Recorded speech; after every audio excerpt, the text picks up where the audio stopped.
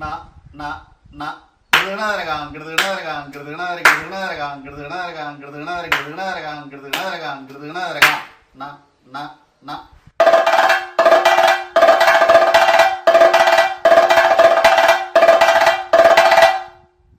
ശൈലീഭേദങ്ങളാണല്ലോ ഇപ്പം അങ്ങ് സൂചിപ്പിച്ചത്. ഇപ്പോൾ വടക്കൻ കേരളത്തിലുണ്ടാകുന്നൊരു ശൈലിയും അല്ലെങ്കിൽ അത് തെക്കോട്ട് വരുമ്പോൾ ഉണ്ടാകുന്ന ചെറിയ മാറ്റങ്ങൾ എന്തായാലും തീർച്ചയായിട്ടും ഉണ്ടാകും.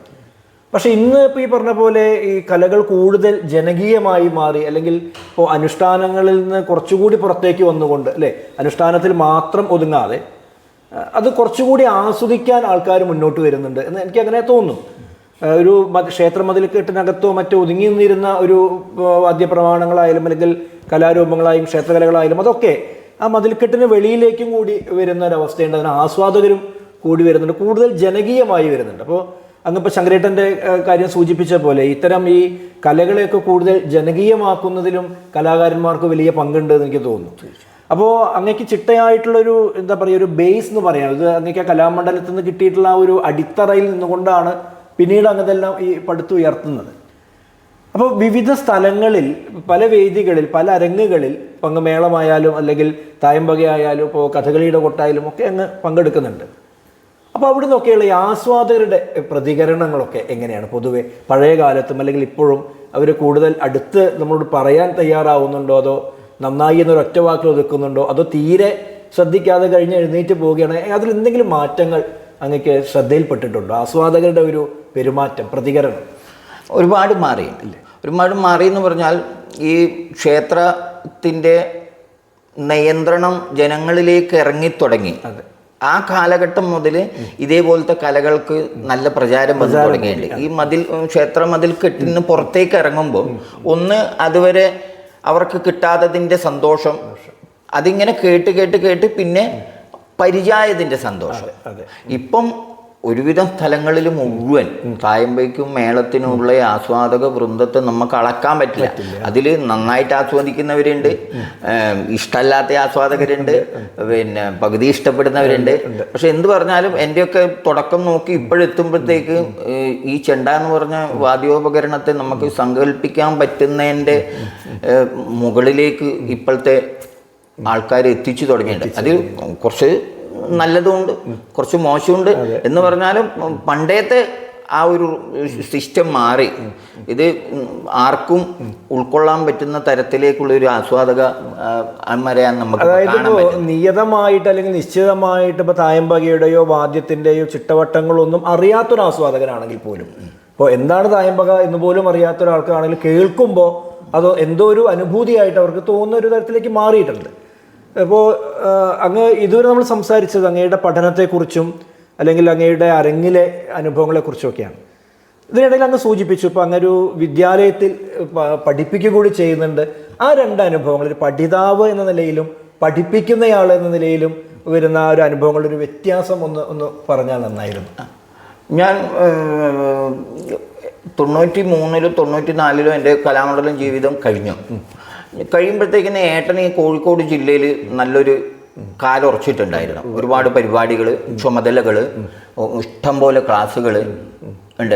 കോഴിക്കോട് ജില്ലേൻ്റെ ഒരു പ്രത്യേകത എന്ന് പറഞ്ഞാൽ ചില പിന്നെ സമൂഹങ്ങൾ അവർ കൃത്യമായിട്ട് അവരുടെ ഉത്സവത്തിന് അവരെന്നെ കൊട്ടാൻ വേണ്ടിയിട്ട് അവർ പഠിക്കുന്നുണ്ട്. അത് 50, 60, 100 ആൾക്കാരൊക്കെ ഉണ്ടാവും. അങ്ങനെയുള്ള ഒരുപാട് സ്ഥലത്ത് ഏട്ടൻ പഠിപ്പിച്ചു തുടങ്ങിയിട്ടുണ്ടായിരുന്നു, കുറേ സ്ഥലങ്ങളുണ്ട്. അപ്പം അതിനൊക്കെ പകരം പിന്നെ ഞാനായി. ഏട്ടനൊന്ന് വന്നു പോവും, അപ്പം നിത്യം ക്ലാസ് ആയിരിക്കും. അപ്പം എനിക്ക് ഈ കലാമണ്ഡലം കഴിഞ്ഞപ്പോൾ ഏകദേശം ഈ ആശാന്മാരൊന്നിച്ച് നടന്നിട്ടുള്ള പരിചയം കൂടുതൽ. തായമ്പകയിലോ മേളത്തിലൊന്നും ഞാൻ അത്ര ഒരു പ്രാപ്തനായിട്ടില്ല. അത്രയും കലാമണ്ഡലത്തിൽ നിൽക്കുമ്പോൾ ഞാൻ സ്വതവേ വെക്കേഷനിലൊന്നും വീട്ടിൽ പോകാറില്ല. ഒന്നിക്ക് ഉണ്ണീഷാശാൻ്റെ വീട്ടിലായിരിക്കും, അല്ലെങ്കിൽ വെല്ലാശാൻ്റെ വീട്ടിലായിരിക്കും, കോട്ടയത്തിൽ ഇങ്ങനെ കറങ്ങി നടക്കുക ചെയ്യാം. അപ്പം ഇത് കഴിഞ്ഞ് ഈ ക്ലാസ്സുകളായി ബന്ധപ്പെട്ടവരാണ് കൃത്യമായിട്ട് നമുക്ക് അറിയാൻ തുടങ്ങിയത്. അത് പിന്നെ കാലനിയന്ത്രണം, പിന്നെ വിദ്യാർത്ഥികൾ തമ്മിലുള്ള മെമ്മറി ആർക്കൊക്കെ എങ്ങനെ ഉൾക്കൊള്ളാൻ പറ്റും. ചിലവരെ പേടിപ്പിക്കേണ്ടി വരും, ചിലവരോട് ചിരിക്കേണ്ടി വരും, ചിലവരെ അടിക്കേണ്ടി വരും. അങ്ങനെ ഒരു പലതരം വിദ്യാർത്ഥികളുമായിട്ട് ഇടപഴകിയിട്ടുള്ള ഒരു അറിവാണ് കൃത്യമായിട്ട് നമുക്ക് ഈ വിദ്യാഭ്യാസത്തിലൂടെ കിട്ടിയിരുന്നത്. അപ്പോൾ ഏട്ടൻ 97 മരിച്ചത് മുഴുവൻ ഈ ചുമതല മുഴുവൻ എന്നിലായി ഏൽപ്പിച്ചിട്ടാണ്. അത് ശൈലിയ കഥകളി വിദ്യാലയം എന്ന് പറഞ്ഞിട്ട് അവിടെ കഥകളി വിദ്യാലയമാണ്, പാട്ട്, വേഷം, ചെണ്ട ഒക്കെ പഠിപ്പിക്കുന്നുണ്ട്. അവിടെ അധ്യാപകനായി 97 മുതൽ. പിന്നെ ഒരുപാട് പുറത്ത് ഇതേപോലെ ഇഷ്ടംപോലെ ക്ലാസ്സുകൾ ഇപ്പോൾ നടത്തിക്കൊണ്ടിരിക്കുന്നുണ്ട്. വീട്ടിൽ ക്ലാസ് ഉണ്ട്. പിന്നെ അപ്പോൾ നമുക്ക് കൃത്യമായിട്ട് ഉൾക്കൊള്ളേണ്ടത് നമ്മൾ ഈ പഠിച്ചതിൽ നിന്നും കൂടുതൽ നമ്മൾക്ക് അറിയാൻ കഴിഞ്ഞത് പഠിപ്പിക്കുമ്പോഴാണ്. അതെ അതെ, തീർച്ചയായിട്ടും അത് വളരെ പ്രധാനപ്പെട്ട കാര്യം. നന്നായിട്ട് അറിയുന്ന ഒരാൾക്ക് കൂടുതൽ അല്ലേ പറഞ്ഞു കൊടുക്കാനും പകർന്നു കൊടുക്കാനും ഒക്കെ കഴിയും. ഇപ്പോൾ ഈ അരങ്ങനുഭവങ്ങൾ പറയുമ്പോൾ, ഇപ്പോൾ കേരളത്തിലെ ഒരു അരങ്ങനുഭവം അങ്ങ് പറഞ്ഞു. കേരളത്തിന് പുറത്ത് അല്ലെങ്കിൽ ഇന്ത്യക്ക് പുറത്ത് ഉള്ള ആ ഒരു ആസ്വാദനത്തിൻ്റെ തലം അല്ലെങ്കിൽ അവിടുത്തെ അരങ്ങനുഭവങ്ങൾ എന്തെങ്കിലും ഒന്ന് ഓർമ്മിച്ചെടുക്കാൻ പറ്റും? എനിക്ക് ഒരുപാട് സ്ഥലത്തൊന്നും പോകാൻ പറ്റിയിട്ടില്ല. കുറച്ച് സ്ഥലങ്ങളിലൊക്കെ ഞാൻ പോയിട്ടുണ്ട്. താമ്പയ്ക്കും പോയിട്ടുണ്ട്, മേളത്തിനും പോയിട്ടുണ്ട്, കഥകളിക്കും പോയിട്ടുണ്ട്. കാണാൻ പറ്റിയത് എന്ന് പറഞ്ഞാൽ ഈ നമുക്ക് കിട്ടാത്തൊരു സാധനം കുറേ ദിവസങ്ങൾക്ക് ശേഷം കിട്ടുമ്പോഴുള്ള ഒരു സന്തോഷമാണ് അവിടുത്തെ ആസ്വാദകരിൽ നമുക്ക് കൂടുതൽ കാണാൻ കഴിയും. ഗൃഹാതുരത്വം അത് ദുബായിലും അബുദാബിയിലൊക്കെ പോയപ്പോഴും നമുക്ക് അനുഭവപ്പെട്ടത്, നമ്മൾ തായമ്പൊക്കെ പോയപ്പോൾ ഇവിടുന്ന് 2 ആളോ പോയിട്ട് ഇവിടുത്തേനെക്കാട്ടി ആൾക്കാർ അവിടെയുണ്ട്. മലയാളി സമാജത്തിൽ ചെണ്ട വാടകയ്ക്ക് കൊടുക്കുന്ന എല്ലാ സൗകര്യമുണ്ട്. പക്ഷെ അവിടുത്തെ ആസ്വാദകത്തിൻ്റെ ഏറ്റവും വലിയ സന്തോഷം ഇതാണ്. നമുക്ക് കുറേ കാലമായിട്ട് കിട്ടാണ്ടിരിക്കുന്ന ഒരു സാധനം ഒരു സുപ്രഭാതത്തിൽ കിട്ടുമ്പോഴുള്ള ആ ഒരു ആസ്വാദനമാണ് കൂടുതലും നമുക്ക്. അതിൽ കൊട്ടുകാർ ഇഷ്ടം പോലെ ഉണ്ട്. എല്ലാ ജില്ലയിലും എല്ലാ വിദേശ രാജ്യങ്ങളിലും ചെണ്ടക്കാരില്ലാത്ത നാടില്ല. അത്ര ജനകീയമായി കഴിഞ്ഞു. വിദ്യാലയത്തിൽ അധ്യാപകനായിട്ടുള്ള അങ്ങയുടെ അനുഭവങ്ങൾ ഇപ്പം അങ്ങ് പറയുണ്ടായി. പത്മശ്രീ ചേമഞ്ചേരി ആശാന്റെ പേരിലുള്ള അല്ലെങ്കിൽ അദ്ദേഹത്തിൻ്റെ നാമധേയത്തിലുള്ള വിദ്യാലയത്തിലാണ് ഇപ്പം അങ്ങ് അധ്യാപകനായിട്ട് ജോലി ചെയ്തത്. അപ്പോൾ ആ ഓർമ്മകൾ, അദ്ദേഹവുമായിട്ടുള്ള ആ ഒരു ഓർമ്മകളെയൊക്കെ ഒന്ന് ഓർത്തെടുത്താൽ അത് പ്രഷർക്ക് വലിയ ഇഷ്ടമാവുമെന്ന് തോന്നുന്നു. കൊയിലാണ്ടി, കോഴിക്കോട് ജില്ലയിൽ കൊയിലാണ്ടി എന്ന് പറഞ്ഞ ചേലിയ എന്ന് പറഞ്ഞ സ്ഥലത്താണ് ഈ ചേമഞ്ചേരി ആശാൻ്റെ താമസം.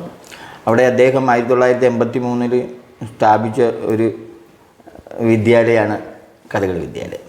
അദ്ദേഹം കഥകളി ആശാനായിരുന്നു, നാടകത്തിൻ്റെ ആശാനായിരുന്നു, ഭരതനാട്യം, കുച്ചിപ്പുടി, അങ്ങനെ ഈ ഒരുപാട് കലകളിൽ ഇറങ്ങിച്ചെന്ന ഒരു ആളായിരുന്നു ആശാൻ. അപ്പം ഞാൻ കലാമണ്ഡലത്തിൽ കുറച്ച് കഴിഞ്ഞപ്പോൾ തന്നെ ഏകദേശം ഏട്ടൻ്റെ ഒന്നിച്ച് അത്യാവശ്യം ഈ ശൈലിയിൽ വരാനും പോകാനൊക്കെ തോന്നിയിരുന്നു. ഗുരുനാഥൻ എന്നുള്ള നിലക്ക് ഞാൻ എൻ്റെ ഇത്രയും കാലത്തെ അനുഭവത്തിൽ ഇത്ര ഇഷ്ടപ്പെട്ട വേറെ ഒരാളെ കാണാൻ പറ്റിയില്ല. സ്വതവേ നമ്മളെല്ലാവരും ആശാന്മാരെ അനുഗ്രഹം തേടാനാണെങ്കിൽ അദ്ദേഹം നേരെ തിരിച്ചാ ചെയ്യുക. നമ്മളെ കൊണ്ട് കൈയൊക്കെ തലയിൽ വെപ്പിച്ചിട്ട് അങ്ങനെ ഒരു പ്രത്യേകതരം അദ്ദേഹത്തെ പറയാനുള്ള ആ ഒരു യോഗ്യതയിലേക്ക് ഞാൻ എത്തിയെന്ന് പോലും എനിക്ക് പറയാൻ പറ്റില്ല. കൃത്യമായിട്ടൊരു ഗുരുനാഥൻ എങ്ങനെയാണ് ജീവിക്കേണ്ടത്, വിദ്യാർത്ഥികളായിട്ടുള്ള ബന്ധം എങ്ങനെ നിലനിർത്തണം എന്നൊക്കെ നമുക്ക് കൃത്യമായിട്ട് കാണാൻ പറ്റിയിരുന്നൊരു ആശാനായിരുന്നു അദ്ദേഹം. 105-ാമത്തെ 106-ാമത്തെ വയസ്സിലങ്ങായിട്ടായിരുന്നു അദ്ദേഹം നമ്മളോട് വിട പറഞ്ഞത്. ആ പറയുന്ന സമയം വരെ അദ്ദേഹം ക്ലാസ് എടുത്തിട്ടുണ്ട്. ഇത്രയും കാലം കഥകളി വിദ്യാലയത്തിൽ വരും, നടന്നിട്ട് വരും. ശാരീരിക അസ്വസ്ഥതകൾ ഉണ്ടെങ്കിലും കുട്ടികൾ ക്ലാസ് എടുക്കും. പിന്നെ മൂപ്പര് 10-ാം ക്ലാസ്സിലും 10-ാം വയസ്സിലും 15-ാം വയസ്സിലൊക്കെ പഠിച്ച കാര്യങ്ങൾ കൃത്യമായിട്ട് പറഞ്ഞു കൊടുക്കും. അത്രയും ഓർമ്മശക്തിയായിരുന്നു. ഈ അഷ്ടപതി ആട്ടം എന്നൊക്കെ പറഞ്ഞിട്ട് ഒരു ഉണ്ട്. അതിൻ്റെയൊക്കെ ഇതെന്ന് പറഞ്ഞാൽ ആട്ടങ്ങളാണ് കൂടുതൽ കളിക്കുന്ന, പാട്ടില്ലാണ്ട് കളിക്കുന്ന ഭാഗങ്ങളാണ് കൂടുതൽ. അതൊക്കെ എഴുതി വെച്ചതുപോലെ 2 മണിക്കൂറോളം സാധനമുണ്ട്. കൃത്യമായിട്ട് ഒരു പുസ്തകമോ കാര്യങ്ങളോ ഒന്നും ഇല്ലാണ്ട് ഈ 105-ാമത്തെ വയസ്സിലും അദ്ദേഹം പറഞ്ഞു കൊടുക്കുകയായിരുന്നു. അങ്ങനെ ഒരാളെ ഇനി അത് മാത്രമല്ല, കഥകളി ആചാര്യൻ എന്നുള്ളതിനപ്പുറത്തേക്ക് അദ്ദേഹം എല്ലാവർക്കും ആശാനാണ്. എവിടെ പോയാലും, അത് ചെണ്ടയുടെ കുട്ടികൾ കണ്ടാലും, മദ്ദളത്തിൻ്റെ കുട്ടികൾ കണ്ടാലും, ഒപ്പനേൻ്റെ കുട്ടികൾ കണ്ടാലും, മാർഗംകളീൻ്റെ കുട്ടികൾ കണ്ടാലും ഈ ചേമഞ്ചേരി ആശാനെ കണ്ടാൽ ഗുരുവാണ്. അങ്ങനെ ഒരു പ്രത്യേക ഒരു വ്യക്തിത്വത്തിന് ഉടമയായിരുന്നു. നമുക്ക് എപ്പോഴെങ്കിലും ഈ ലോകത്തിൽ അപൂർവമായി കിട്ടുന്ന വ്യക്തികളിൽ പിന്നെ ഒരാളാണ് അദ്ദേഹം. അങ്ങനെയുള്ള ഒരാളുമായിട്ടുള്ള ഒന്നിച്ചുള്ള യാത്ര എനിക്ക് ഒരുപാട് ഉണ്ടായിട്ട് ഉണ്ട്. ഞാൻ അദ്ദേഹത്തിൻ്റെ വേഷത്തിന് കൊട്ടിയിട്ടുണ്ട്, ഒരുപാട് കുട്ടിയുണ്ട്. അദ്ദേഹം മരിക്കുന്നതിൻ്റെ തലേത്തെ കൊല്ലം വരെ കളിച്ചിരുന്നു. അതിനൊക്കെ ചെയ്യാൻ പറ്റുന്നുണ്ട്. ആ ഒരു അദ്ദേഹത്തിനോടുള്ള, പിന്നെ ഒറ്റയ്ക്ക് യാത്ര ചെയ്യാൻ പറ്റിയിട്ടുണ്ട്. ഈ ഉദ്ഘാടനത്തിനും ഇതൊക്കെ പോകുമ്പം എനിക്ക് വണ്ടിയുള്ളപ്പം എന്നെ കൂട്ടിയിട്ടാണ് പോകുക. അപ്പം ഒരുപാട് കഥകൾ പറയും, പഴയ കഥകൾ. ഇതൊക്കെ കേൾക്കുമ്പോൾ നമുക്ക് അത്ഭുതം എന്ന് പറഞ്ഞാൽ ഇന്നത്തെ വിദ്യാഭ്യാസ രീതിയും അദ്ദേഹം പറയുന്ന കാര്യങ്ങളും കേൾക്കുമ്പോഴും നമുക്കൊരിക്കലും അത് സങ്കല്പിക്കാൻ പറ്റില്ല. ഇന്ന് കഥകളി വിദ്യാലയത്തിൽ നിന്ന് പറയുന്നത് വിരൽ ചൂണ്ടി സംസാരിക്കരുത് എന്നാണ്. പക്ഷെ ആശാൻ അന്ന് പറഞ്ഞത് എന്താ വെച്ചാൽ കഥകളി പഠിക്കുന്ന കുട്ടികളെ നെഞ്ചിന് കുത്തണം, അപ്പോഴവരുടെ മുഖത്തൊരു ഇതുണ്ട്, അതൊരു ഭാവമാണ്. അങ്ങനെ വേണം ആ ഭാവം വരുത്താൻ. ആശാൻ പറഞ്ഞതാണ്. ഇങ്ങനെ കുത്താൻ വരുമ്പോൾ മുഖത്തൊരു ഭാവം വരാനുണ്ട് അത്ര വേഷക്കാരൻ്റെ. അപ്പൊ കുത്തി കഴിഞ്ഞാൽ ആശാൻ പറയണം ഈ ഭാവമാണ് വേണ്ടത്. അത് അധ്യാപകന് തോന്നണമെന്ന് പറഞ്ഞിട്ടുണ്ട്. അങ്ങനെയുള്ളൊരു കാലഘട്ടമായിരുന്നു അദ്ദേഹത്തിൻ്റെത്. പിന്നെ കുട്ടികളെ, ഈ ചെറിയ കുട്ടികൾ കളിക്കുന്നത് കാണണം അത്രേ.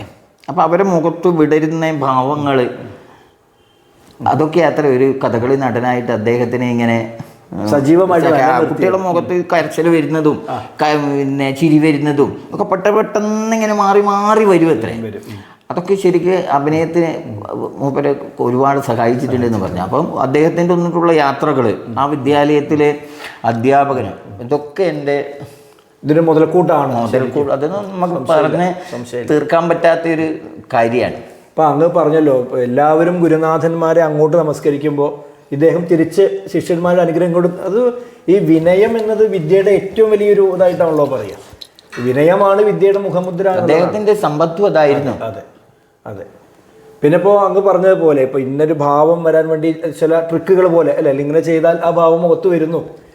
അതൊക്കെ ശരിക്കും അവരുടെ ജീവിതം കൊണ്ട് പറഞ്ഞല്ലോ. അപ്പോൾ ഇന്നത്തെ കലാകാരന്മാരെക്കാൾ കൂടുതലായിട്ട് അവരൊക്കെ ആ അനുഭവത്തിൻ്റെ ഒരു തീച്ചൂള എന്നൊക്കെ വേണമെങ്കിൽ പറയാം. അങ്ങനെ രൂപപ്പെട്ടുന്ന കലാകാരന്മാരാണ്. കുട്ടീഷന്മാർ പറഞ്ഞ പോലെ കല ജീവിതം തന്നെ എന്ന് പറഞ്ഞ് ജീവിതം കലയ്ക്ക് വേണ്ടി മാറ്റിവെച്ച, കലയും ജീവിതവും വേറെ അല്ല ഒന്ന് തന്നെ എന്ന രീതിയിലേക്ക് കൊണ്ടുവന്ന ആൾക്കാരാണ്. ഇപ്പോൾ കൊയിലാണ്ടിയിലാണ് ഇപ്പോൾ അങ്ങ് ഇത് പറഞ്ഞത്. ഈ കൊയിലാണ്ടിയെക്കുറിച്ച് പറഞ്ഞപ്പോഴാണ് ഇപ്പോൾ പന്തിമേളം എന്ന് പറയുന്ന ഒരു വളരെ പ്രസിദ്ധമായി, ഞങ്ങൾക്ക് അങ്ങനെ എനിക്കൊന്നും അനുഭവം ഞാൻ കേട്ട് പരിചയിച്ചിട്ടേ ഉള്ളൂ. അങ്ങനെ 2 പന്തിയിലായിട്ടൊരു വലിയ മേളത്തെക്കുറിച്ച് അവിടെ മാത്രം പിഷാരിക്കാവ് ക്ഷേത്രത്തിൽ അല്ലേ. അപ്പോൾ അതിനെക്കുറിച്ച് എന്താണ് അങ്ങനെ നടക്കുന്നത്, അതിൻ്റെ ഒരു അനുഭവം, അതിൻ്റെ പശ്ചാത്തലമൊക്കെ ഒന്ന് പറഞ്ഞാൽ.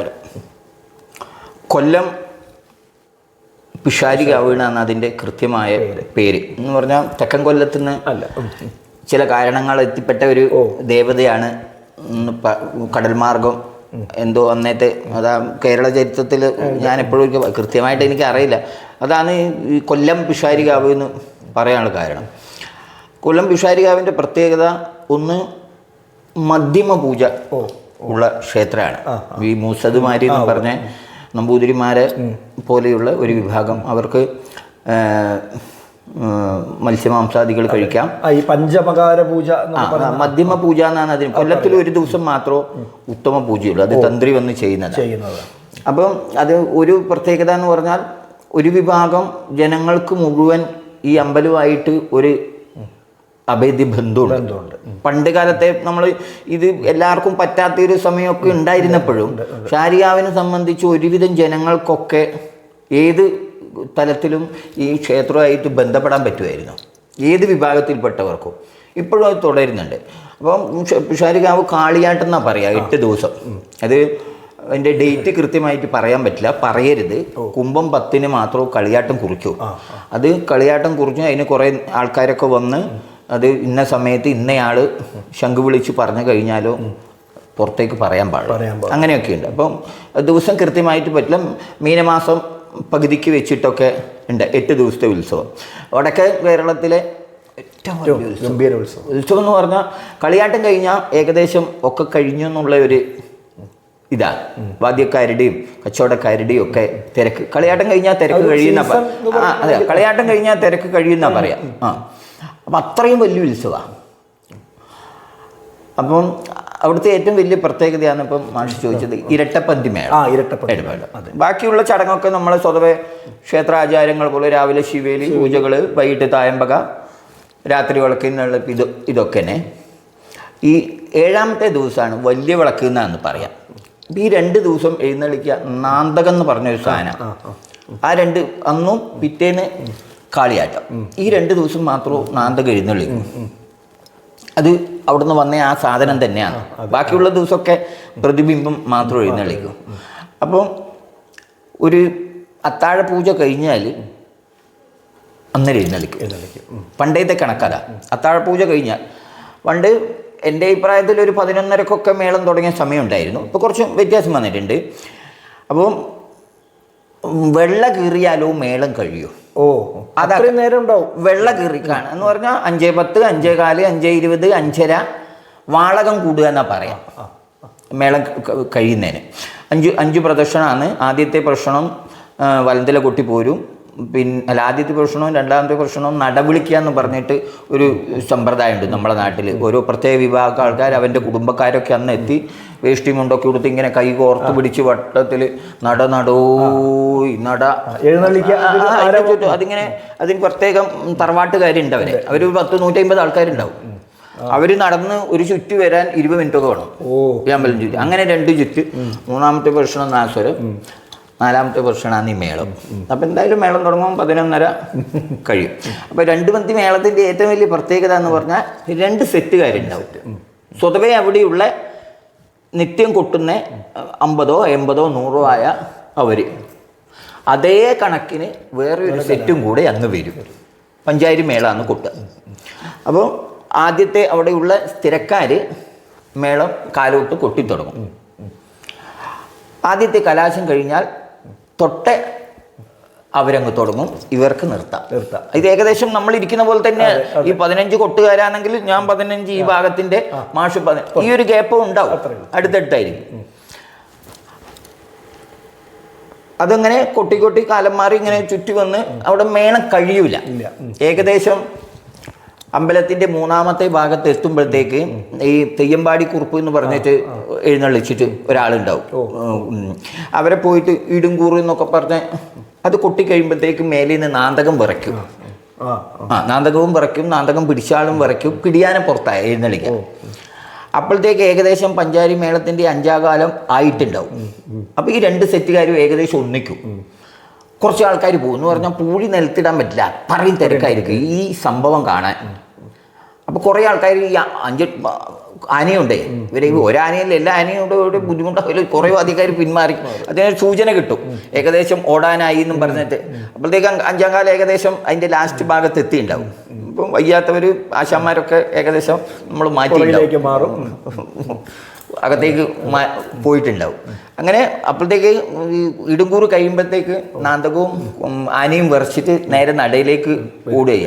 അപ്പം ആരെങ്കിലും ഒരാൾ പോയിട്ട് തീരുകലാശം കൊട്ടിയാൽ ആയി, ഇല്ലെങ്കിൽ ഉണ്ടാവില്ല. അതിനൊന്നും സമയം ഉണ്ടാവില്ല, കുറച്ചുള്ളൂ.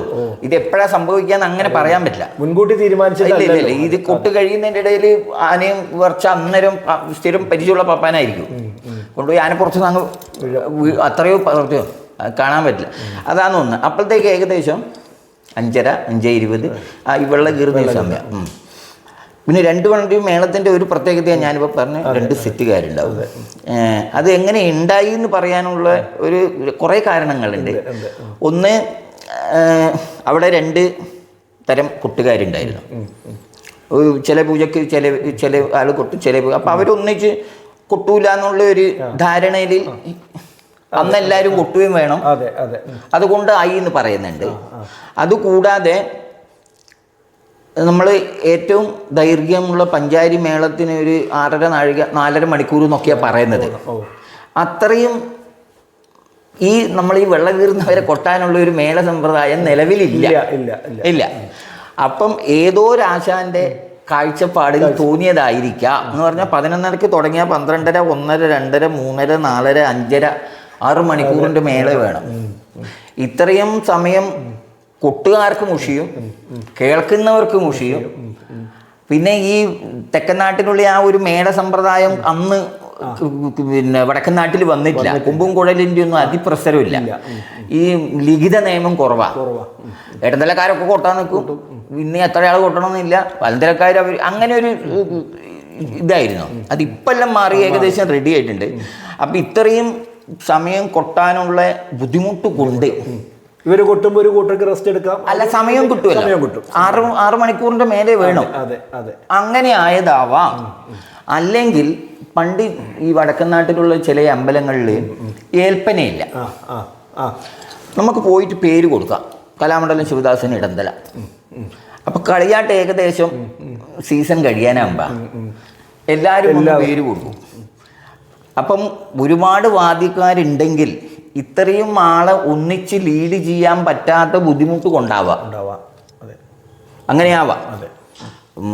ഈ നടുക്ക് നിൽക്കുന്ന പ്രമാണിക്ക് എണ്ണത്തിൽ കൂടുതൽ ആളുണ്ടെങ്കിൽ ചിലപ്പം ബുദ്ധിമുട്ടാവുമെങ്കിൽ നമുക്കെന്നാ 2 സെറ്റായിട്ട് കൊട്ടാം, അങ്ങനെയാവാം. ഇതിനൊന്നും ലിഖിത ആരും എഴുതി വെച്ചിട്ടില്ല. ഇങ്ങനെയൊക്കെ ഇതൊക്കെ പറഞ്ഞു കേട്ടേ അറിവ് മാത്രമേ ഉള്ളൂ. പക്ഷെ എൻ്റെ കാഴ്ചപ്പാടിൽ തോന്നുന്ന ഈ സമയദൈർഘ്യമായിരിക്കാം ഇത്ര 2 ബന്ധിയാവാൻ കാരണം. 6-7 പണ്ട് എന്ന് പറഞ്ഞാൽ ഇത്രയും ഇല്ല. പണ്ട് വാഹനമൊന്നും സൗകര്യമൊന്നും ഇല്ലാത്തതിനെ കൊണ്ട് വാദ്യക്കാരൊക്കെ വന്നാൽ അവിടെ തന്നെയാണല്ലോ. അപ്പൊ അന്ന് തായമ്പകയൊന്നും ഇല്ല. ദീപാരാധന കഴിഞ്ഞാൽ അപ്പം അത്താഴ പൂജ കഴിഞ്ഞാൽ അപ്പം എഴുന്നള്ളിക്കും. പിന്നെ പൊലിരുന്നവരെ വെള്ളം കയറിയാലും നിർത്താൻ പാടുള്ളൂ. അപ്പൊ അത്രയും സമയം ഒരു മേളവും കൊട്ടി നിൽക്കാനുള്ള സംവിധാനം ഇല്ല. അതുകൊണ്ട് 2 ബന്ധി ആയതാവാം. പക്ഷെ എന്തായാലും ആസ്വാദകരെ ആ മേളത്തിന്റെ അവസാനമൊക്കെ ഒരു ഉത്സാഹമുണ്ട്. വികൃതി കൊട്ടുക എന്നൊക്കെ പറഞ്ഞിട്ട് ആദ്യത്തെ ഈ 3-ാം കാലവും 4-ാം കാലവും ആയാൽ ആദ്യം കൊട്ടുന്ന പന്തിക്കാര് ഇപ്പം കൊട്ടുന്ന നിലയിൽ നിന്നും മാറിയിട്ട് ഒരു ചെറിയൊരു വികൃതി അത് മറ്റേവര് കൊട്ടാൻ പറ്റുമെന്ന് നോക്കും. അഥവാ മറ്റേവര് അത് കൊട്ടിയിട്ടുണ്ടെങ്കിൽ കുറച്ചുകൂടെ വെറൈറ്റി ആയിട്ട് ആദ്യം ഇവര് നോക്കും. അപ്പൊ ഈ 2 ബന്ധിന്റെ ചാർജ് ഒരുപാട് കാലം ഏട്ടൻ വന്നത് മുതൽ ഏട്ടനായിരുന്നു. ഏട്ടൻ മരിച്ചേ പിന്നെ ഒരുപാട് കാലമായിട്ട് ഇപ്പം ഞാനാ. അപ്പൊ ആദ്യം ഈ വടക്കൻ നാട്ടിലെ അന്നത്തെ വലിയ ആശാന്മാരായി കൗണ്ടമ്പള്ളി കുഞ്ഞികൃഷ്ണന്മാരാർ, കടമേരി കുഞ്ഞിരാമന്മാരാർ, അവരൊക്കെ ആയിരുന്നു ഞാൻ വരുന്ന സമയത്ത് അവിടുത്തെ ഈ നേതൃത്വം.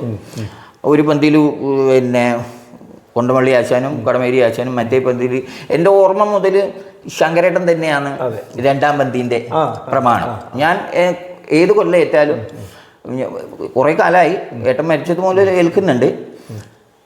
ചില കൊല്ലങ്ങൾ മാത്രം മാറിപ്പോലും. പിന്നെ ചില വിദേശ രാജ്യങ്ങളിൽ അങ്ങായിട്ട് പോയി എത്തപ്പെടാൻ പറ്റാത്ത കാലത്ത് മാറ്റി. പിന്നെ എൻ്റെ ഗുരുനാഥന്മാരെയൊക്കെ ഒരുവിധം ഞാൻ അവിടെ കൊട്ടയ്ക്കാൻ കൊണ്ടുവന്നിട്ടുണ്ട്. പിന്നെ അപ്പം ഈ കൊണ്ടമള്ളി ആശാൻ, കടമേരി ആശാൻ അവരൊക്കെയാണ് ഇതിൻ്റെ ഒരു കൃത്യമായ റൂട്ട് ഉണ്ടാക്കിയിരുന്നത്. വടക്കൻ കേരളത്തിലെ ഈ കോഴിക്കോട് ജില്ലയിലെ വലിയ കുട്ടിയായിരുന്നു കൊണ്ടമള്ളി കുഞ്ഞികൃഷ്ണമാരാർ എന്ന് പറഞ്ഞിട്ട്, കടമേരി ആശാൻ, ഉള്ളിയൂർ ശങ്കരമാരാർ, അങ്ങനെ അന്നത്തെ നമ്മളെയൊക്കെ ചെറുപ്പകാലത്തുള്ള വലിയ ആശാന്മാരാണ്. ഇവിടുത്തെ അപ്പുമാരാർ, ആലിപ്പുറമ്പ് ശിവരാമൻ പൊതുമാള് എന്നൊക്കെ പറയുന്ന പോലെ കോഴിക്കോട് ജില്ലക്കാരുടെ ആശാന്മാരായിരുന്നു. കൊണ്ടമള്ളി ആശാൻ എന്നാ പറയുക, കടമേരി ആശാൻ എന്നാ പറയുക, ഉള്ളിയേരി ആശാൻ എന്നാ പറയുക. അവരൊക്കെ ആയിരുന്നു ഈ ശാരികാവിൻ്റെ അന്നുള്ളത്. പിന്നെ അവരെ കാലശേഷം വെല്ലാമാശാൻ വരുന്നുണ്ട്, ശങ്കരേട്ടൻ വരുന്നുണ്ട്, ഉണ്ണീഷാശൻ വരുന്നുണ്ട്, ശങ്കരേട്ടൻ്റെ കുട്ടികൾ വരുന്നു. പിന്നെ പറ്റുന്നവരെയൊക്കെ ഈ മേളത്തിൻ്റെ ഭാഗമാക്കിയിട്ട് കഴിഞ്ഞ കൊല്ലം വരെ ഞാൻ തന്നെയായിരുന്നു. അതായത് കൊയിലാണ്ടി ഉത്സവത്തെക്കുറിച്ചും ഇരട്ടപ്പന്തി മേളത്തെക്കുറിച്ചൊക്കെ വളരെ ഗംഭീരമായി, വളരെ ഗഹനമായി തന്നെ അവതരിപ്പിച്ചു. വളരെ അത്ഭുതത്തോടു കൂടിയാണ് ഞങ്ങളൊക്കെ അത് കേട്ടിരുന്നത്. അപ്പോൾ ഇതിനു മുമ്പ് നമ്മൾ സംസാരിച്ചപ്പോൾ പത്മശ്രീ ചേമഞ്ചേരി ആശാനെ കുറിച്ച് പറഞ്ഞു. അതുപോലെ പലതവണ അങ്ങ് സൂചിപ്പിച്ചു മട്ടന്നൂർ ആശാൻ, പത്മശ്രീ മട്ടന്നൂർ ശങ്കര, അദ്ദേഹത്തെക്കുറിച്ച് പലതവണ സൂചിപ്പിച്ചു. അപ്പോൾ എങ്ങനെയായിരുന്നു ശങ്കരേട്ടനുമായിട്ടുള്ള അങ്ങയുടെ ഒരു ബന്ധം, അല്ലെങ്കിൽ അദ്ദേഹത്തോടുള്ള ഒരു കാഴ്ചപ്പാട്, നിങ്ങൾ തമ്മിലുള്ള ആ ഒരു ഗുരു ശിഷ്യ ബന്ധം, അല്ലെങ്കിൽ തമ്മിലുള്ള ബന്ധമൊക്കെ എങ്ങനെയാണെന്നുള്ളതെന്ന് അറിഞ്ഞാൽ. ശങ്കരേട്ടൻ്റെ അമ്മാവനാണ് എൻ്റെ അച്ഛൻ ഒന്ന്. പിന്നെ ശങ്കരേട്ടൻ്റെ അമ്മയുടെ അമ്മാവൻ, അതും എനിക്ക് ശങ്കരേട്ടൻ പറഞ്ഞിട്ടുള്ള അറിവാണ്. നാണുവേട്ടൻ എൻ്റെ അമ്മേൻ്റെ അമ്മാവനാണെന്ന് ഇടയ്ക്ക് പറയാം. ശങ്കരേട്ടൻ്റെ അച്ഛനും എൻ്റെ അച്ഛനും ഏകദേശം സതീർത്ഥന്മാരായിരുന്നു. ശങ്കരേട്ടൻ്റെ അച്ഛനും അത്യാവശ്യം കൊട്ടാനൊക്കെ പോകുന്ന സമയത്ത് ഇതിൻ്റെ കൂട്ട് എൻ്റെ അച്ഛനാണ്. അങ്ങനെയുള്ളൊരു കുടുംബ ബന്ധം ശങ്കരേട്ടനുമായിട്ട് ഒരുപാടുണ്ട്. പിന്നെ എൻ്റെ ഏട്ടനെ കലാമണ്ഡലത്തിൽ ചേർത്തതും അതിൻ്റെ ഉത്തരവാദിത്തങ്ങളൊക്കെ അച്ഛനെ ഏൽപ്പിച്ചിരുന്ന ശങ്കരേട്ടനായിരുന്നു. അങ്ങനെ ഒരു കുടുംബപരമായിട്ട് നല്ലൊരു ബന്ധമുണ്ട്. ശങ്കരേട്ടൻ്റെ അടുത്ത് ഇരുന്നിട്ട് ഞാനൊന്നും പഠിച്ചിട്ടില്ല.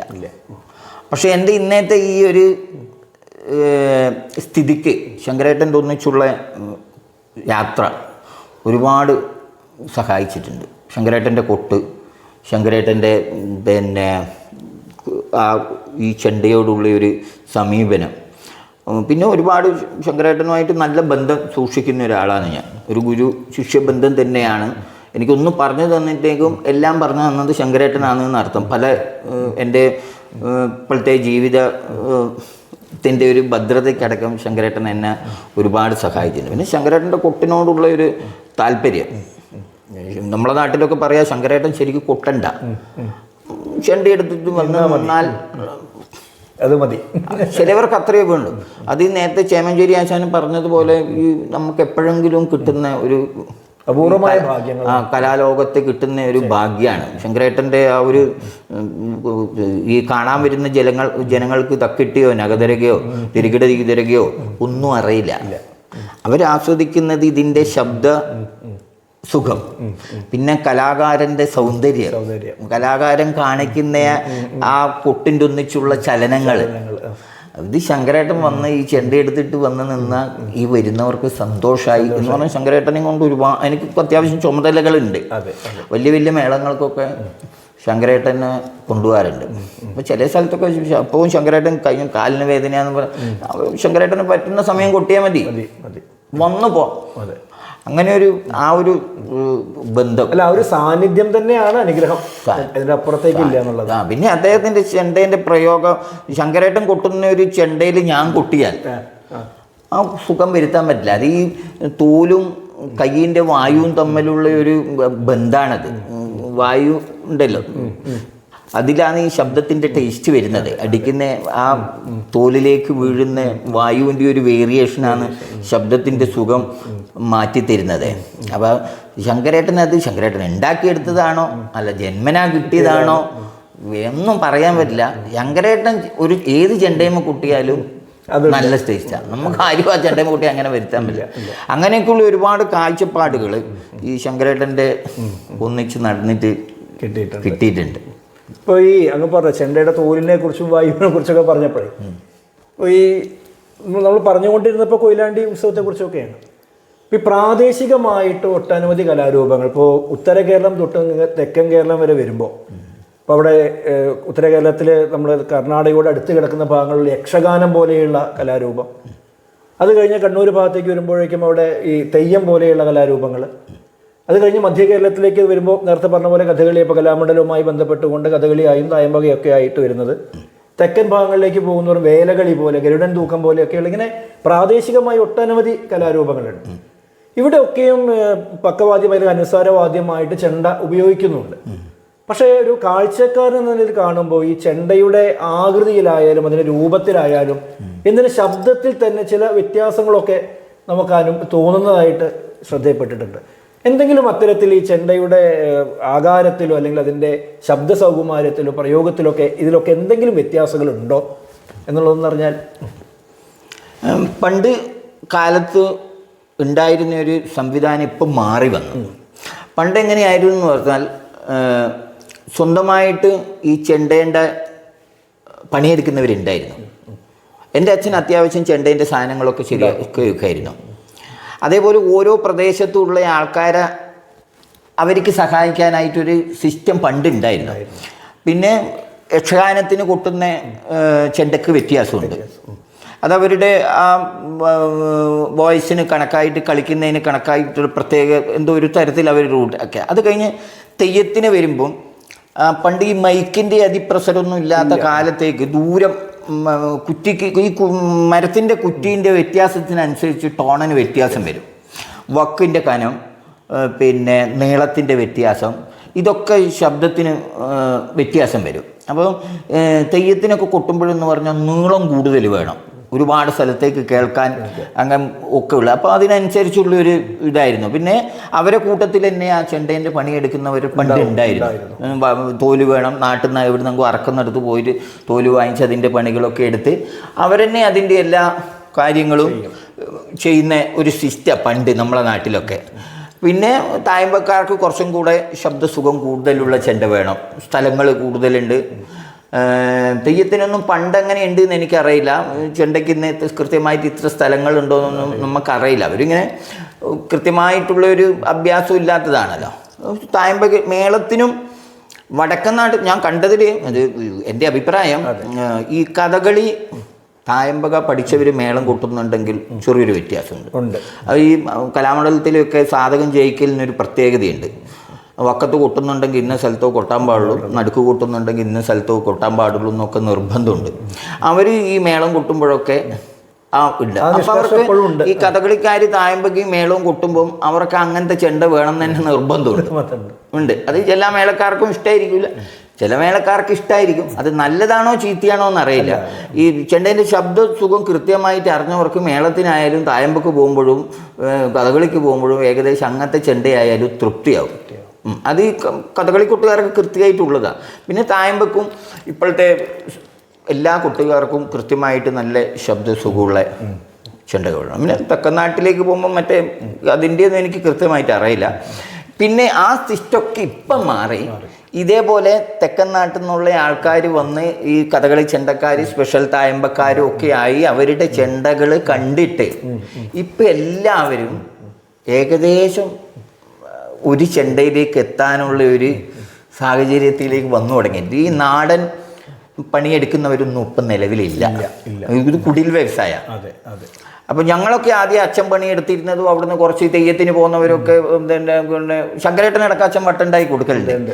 പക്ഷേ ഈ തെക്കൻ നാട്ടിൽ ഈ കുടിൽ വ്യവസായവുമായി ബന്ധപ്പെട്ട എൻ്റെ ഏട്ടൻ അങ്ങനെയുള്ള വടക്കേ മലബാറിലെ കുറേ ആൾക്കാർ അവിടെ പോയി വട്ടം വാങ്ങിച്ചു കൊണ്ടുവന്ന് ചെണ്ടേൻ്റെ രൂപമൊക്കെ മാറി പിന്നെ എല്ലാവർക്കും ചെണ്ടയാക്കുമ്പം അതേപോലത്തെ പിന്നെ മറ്റുള്ള വിഭാഗങ്ങളിലുള്ളവർ നമ്മളെടുത്ത് വന്ന് പഠിക്കാൻ തുടങ്ങി. അവരെ വിദ്യാഭ്യാസ രീതി മാറി.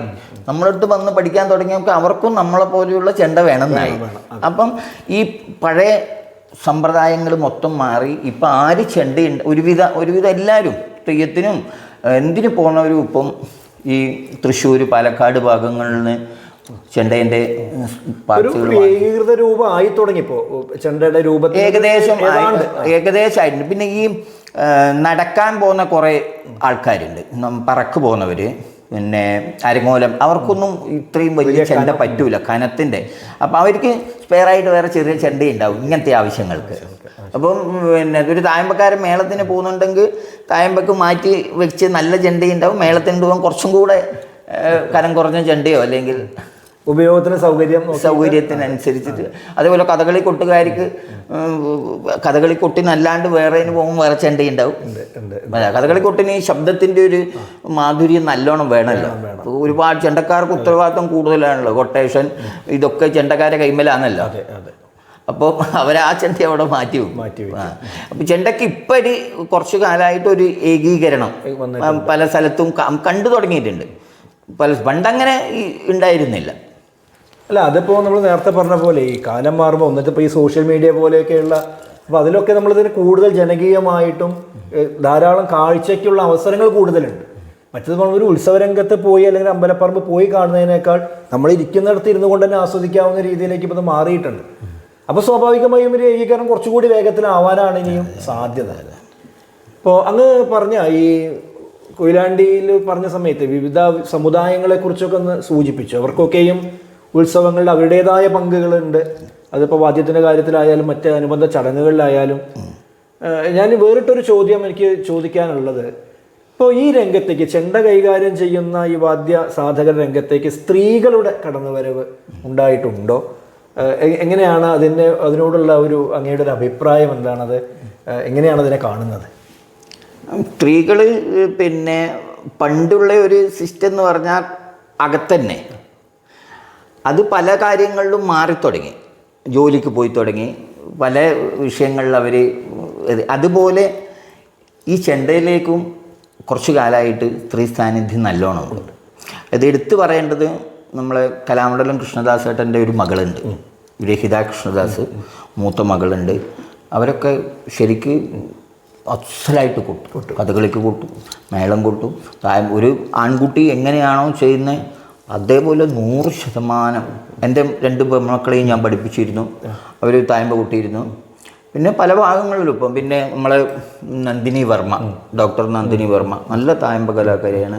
ഒരുപാട് ആൾക്കാരിപ്പം ഇഷ്ടപ്പെട്ട്, പണ്ട് അവർക്ക് ഇഷ്ടമുണ്ടായിരിക്കാം, സ്വാതന്ത്ര്യക്കുറവുകൊണ്ടായിരിക്കാം, പക്ഷേ ഇപ്പം പല സ്ഥലത്തും മേളത്തിനും ശിങ്കാരി മേളത്തിന് സ്ത്രീകളെ ട്രൂപ്പുണ്ട്, മേളം പഠിപ്പിക്കുന്നുണ്ട്, കുറേ ആൾക്കാർ തായമ്പ പഠിക്കുന്നു, കഥകളിക്കും, എല്ലാ വിഷയത്തിലും ഇപ്പം. അപ്പോൾ ചെണ്ടയിൽ അവർ നന്നായിട്ട് ചെയ്യുന്നു. പക്ഷേ അവർക്ക് സ്ഥിരമായിട്ട് ഇതിങ്ങനെ പരിപാടി ആണുങ്ങൾ കൊണ്ടു നടക്കുന്നത് പോലെ ക്ഷേത്രവുമായി ബന്ധപ്പെട്ടിട്ടൊക്കെ ബുദ്ധിമുട്ടായിരിക്കുന്നതിനെ കൊണ്ട് പ്രൊഫഷണലായിട്ട് എടുത്തവർ കുറവാണ്. എന്നാലും നന്നായിട്ട് ചെയ്യുന്നവർ ഇപ്പം കുറേ കുട്ടികൾ പുതുതായിട്ട് തുടങ്ങിയിട്ടുണ്ട്, താല്പര്യമുണ്ട്. അപ്പോൾ കലയ്ക്ക് യാതൊരു തരത്തിലുള്ള അതിർവരമ്പുകളും ഇല്ല എന്നുള്ളതാണ്. സമുദായത്തിൻ്റെതോ ഇന്ന് ലിംഗഭേദങ്ങളൊന്നും ഇല്ല. അടിവരയിട്ട് പറയാം. അല്ല, അത് വലിയൊരു മാറ്റമാണ്. ഏറ്റവും വലിയ അല്ലേ, നമ്മുടെ ഇന്നത്തെ സമൂഹത്തിൽ ഏറ്റവും വലിയൊരു മാറ്റമായിട്ട് തന്നെ അതിനെ ഉൾക്കൊള്ളേണ്ടതുണ്ട്. ഇനിയും ആ രംഗത്ത് പുതിയ തലമുറകൾ കടന്നു വരുന്നു, പുതിയ പരീക്ഷണങ്ങൾ നടന്നു വരുന്നു, പുതിയ കാഴ്ചപ്പാടുകൾ വരുന്നു. അപ്പോൾ അങ്ങേക്ക് ഇപ്പോൾ ഇനി പുതിയൊരു തലമുറയോട് അല്ലെങ്കിൽ വാദ്യം രംഗത്തേക്ക് അത് ഉപജീവന മാർഗമായും ആസ്വാദനമായും ജീവിതവൃത്തിയായിട്ടും ഒക്കെ കടന്നു വരുന്ന പുതിയ തലമുറയോട് അങ്ങേക്ക് എന്താണ് പ്രത്യേകിച്ച് പറയാനുള്ളത്? ഉപജീവനം എന്നുള്ളതിൻ്റെ അപ്പുറത്തേക്ക് ഈ തൊഴിലിന് വേറൊരു മഹത്വമുണ്ട്. ഇത് ഒരു ദൈവികമായ കലയാണ്. അപ്പം നമ്മളാദ്യം ഇതിനെ ബഹുമാനിക്കണം. നമുക്കിത് പറഞ്ഞു തന്നവരെ നമ്മൾ ബഹുമാനിക്കണം. നമ്മൾക്കിത് കിട്ടിയത് എങ്ങനെയാണെന്നുള്ള ഒരു തോന്നൽ എന്നും മനസ്സിൻ്റെ ഉള്ളിലുണ്ടെങ്കിൽ, എൻ്റെ ജീവിതത്തിൽ നിന്ന് ഞാൻ ഏറ്റവും പഠിച്ച പാഠം ഉപജീവനത്തിൻ്റെ അപ്പുറത്തേക്ക് ഞാൻ എൻ്റെ ഗുരുനാഥന്മാരെ കൊണ്ടു നടന്ന ഒരു സമ്പാദ്യമാണ് എൻ്റെ ഇന്നത്തെ വിജയം. കുട്ടിനേക്കാളും കൂടുതൽ എനിക്കുള്ളത് അവരുടെ ഒരു സ്നേഹം. അപ്പം ഇന്നത്തെ വിദ്യാഭ്യാസ രീതി എനിക്ക് തന്നെ ഞാൻ അങ്ങനെ ഒരു കേമർത്ഥം പറയാന്ന്, ഞാൻ എൻ്റെ ആശാന്മാരെ മുന്നിൽ നിർത്തിയിട്ട് ഞാൻ പഠിപ്പിച്ച 1000 ശിഷ്യന്മാരെ ചേർത്തിട്ട് ഞാനൊരു മേളം നടത്തിയിട്ടുണ്ട് 2014. എൻ്റെ ഗുരുനാഥന്മാരെയൊക്കെ വിളിച്ച് അവരുടെ സാന്നിധ്യത്തിൽ. പക്ഷേ അന്ന് ചെയ്ത ആ ഒരു വിദ്യാഭ്യാസ സമ്പ്രദായം ഇന്ന് പൂർണ്ണമായി പാലിക്കാൻ നമുക്ക് പറ്റുന്നില്ല. വരുന്നയാളുടെ കുട്ടിയുടെ ഇഷ്ടത്തിനനുസരിച്ച്, രക്ഷിതാവിൻ്റെ ഇഷ്ടത്തിനനുസരിച്ച് പഠിപ്പിക്കണം എന്നുള്ള ഒരു തലത്തിലേക്ക് ഇന്ന് നമ്മളെ വിദ്യാഭ്യാസം മാത്രമല്ല മാറുന്നുണ്ട്. അപ്പം അത് ഈ കലയോട് ഉള്ള ഒരു ശോഷണം സംഭവിക്കും എന്ന് പറഞ്ഞാൽ, ഇതിന് ഞാൻ ആദ്യം പറഞ്ഞ പോലെ സിലബസ് ഇല്ല. ഇരിക്കുന്ന വിദ്യാർത്ഥിയും ഗുരുനാഥനും തമ്മിലുള്ള ഒരു ആത്മബന്ധമാണ് ഇതിൻ്റെ ഏറ്റവും വലിയ വിജയം. എന്തൊക്കെ അവന് പറഞ്ഞു കൊടുക്കണം, അതവന് ഗ്രഹിക്കാൻ പറ്റുമോ, അല്ലെങ്കിൽ എത്രയുണ്ട് അവന് അത് ശരിയാവും, അതൊരു ബന്ധം ഉണ്ട്. അതിന് ഇന്ന് കൃത്യമായിട്ട് നമുക്ക് ചെയ്യാൻ പറ്റുന്നില്ല. ഇത് നമ്മളൊരു സ്ഥലത്ത് ക്ലാസ് എടുക്കുന്നുണ്ടെങ്കിൽ മാസത്തിൽ ഫീസ് കിട്ടുന്നില്ലേ, അപ്പം മാഷ അതിനനുസരിച്ച് ചെയ്താൽ മതി, പേടിപ്പിച്ചാൽ ചിലപ്പം അയാൾ പോയാലോ, അങ്ങനെയുള്ളൊരു തരം. അപ്പം പണ്ട് കൊണ്ടു നടന്ന അല്ലെങ്കിൽ നമ്മളെ പഠിപ്പിച്ചവരെ കണ്ടിട്ടുള്ള ആ ഒരു സമ്പ്രദായം കൃത്യമായിട്ട് നമുക്ക് കൊണ്ടു നടക്കാൻ പറ്റുന്നില്ല. അപ്പോൾ എന്തൊക്കെ പറഞ്ഞാലും പഴയ ആ ഒരു സമ്പ്രദായത്തോട് കുറച്ചും കൂടെ നമുക്ക് ഇഷ്ടപ്പെടാൻ തുടങ്ങിയാൽ, ഇപ്പോഴത്തെ പുതിയ തലമുറയിൽ ഒരുപാട് നല്ല കുട്ടികൾ കൊട്ടുന്നുണ്ട്, പുതിയ പുതിയ പരീക്ഷണങ്ങൾ നടത്തുന്ന, ആ പരീക്ഷണം ഇഷ്ടപ്പെടുന്നവരുണ്ട്, ഇഷ്ടപ്പെടാത്തവരുണ്ട്. പക്ഷെ അവർക്കൊക്കെ ഈ ഒരു ബഹുമാനം, ആദ്യം എൻ്റെ തൊഴിലിനെ ഞാൻ ബഹുമാനിച്ചിട്ടാണല്ലോ മറ്റുള്ളവർ ബഹുമാനിച്ചത്. ആ ഒരു ബഹുമാനം കാത്തു സൂക്ഷിക്കാൻ പറ്റിയാൽ നമുക്ക് സുന്ദരമായിട്ട് ജീവിതാവസാനം വരെ സുഖമായി ജീവിക്കാൻ ഒരു തടസ്സവും ഇല്ലാത്തൊരു വാദ്യോപകരണമാണ് ഇന്നത്തെ കാലത്ത് ചെണ്ട എന്ന് പറഞ്ഞാൽ. ഈ ചെണ്ട ഉപയോഗിക്കുന്ന അത്ര വേറെയൊരു വാദ്യോപകരണം ഇത്രയും കലകൾക്ക് ഉപയോഗിക്കുന്നുണ്ടോ എന്ന് എനിക്കറിയില്ല. പണ്ട് ആരും പറഞ്ഞ പോലെ നോട്ടീസ് അറിയിക്കാൻ, തെയ്യത്തിന്, പഴയകാലത്ത് ജപ്തി നോട്ടീസ് പതിക്കുമ്പോഴും ചെണ്ടയില്ലാത്ത സ്ഥലമില്ല, ചെണ്ടയില്ലാത്ത സ്ഥലമില്ല. അപ്പം അത്രയും വലിയൊരു അതിന് പുറത്തേക്ക് ഇന്ന് പണ്ട് അതൊരു ഒതുങ്ങിക്കൂടിയ സാധനമായിരുന്നു. ഒരു അനുഷ്ഠാനവാദി എന്നുള്ളതിന് ഇത് പുറത്തേക്ക് എത്തിക്കാൻ ഒരുപാട് ആശാന്മാർ ഗുരുനാഥന്മാർ കഷ്ടപ്പെട്ടിട്ടുണ്ട്. അവരോടൊക്കെയുള്ള സ്നേഹബന്ധം നമ്മൾ മനസ്സ് സൂക്ഷിച്ചാൽ നമുക്ക് സുന്ദരമായി സുഖമായി മുന്നോട്ട് പോവാം.